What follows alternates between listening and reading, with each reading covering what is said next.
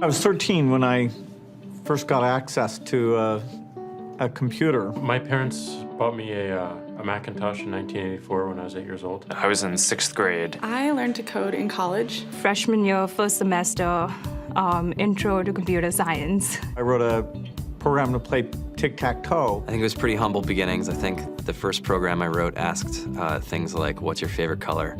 Or how old are you? I first learned how to make a green circle and a red square appear on the screen. The first time I actually had something come up and say, hello world, and I made a computer do that. It was just astonishing. Learning how to program didn't start off as wanting to learn all of computer science or trying to master this discipline or anything like that. It just started off because I wanted to do this one simple thing. I wanted to make something that was fun for myself and my sisters. And I wrote this little program and then basically just add a little bit to it. And then when I needed to learn something new, I looked it up either in a book or on the internet and then added a little bit to it. It's really not unlike kind of playing an instrument or something, or playing a sport.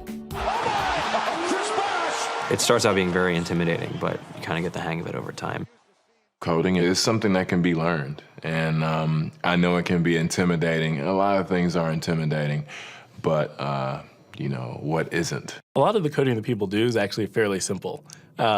It's more about the process of breaking down problems than sort of coming up with complicated algorithms as people traditionally think about it.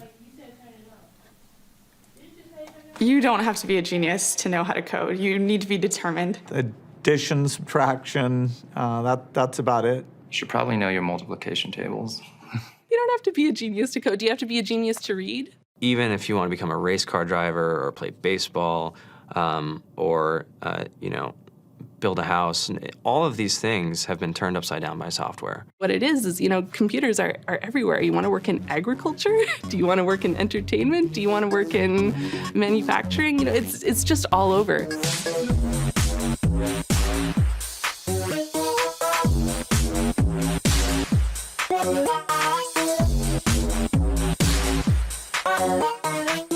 Here we are, 2013.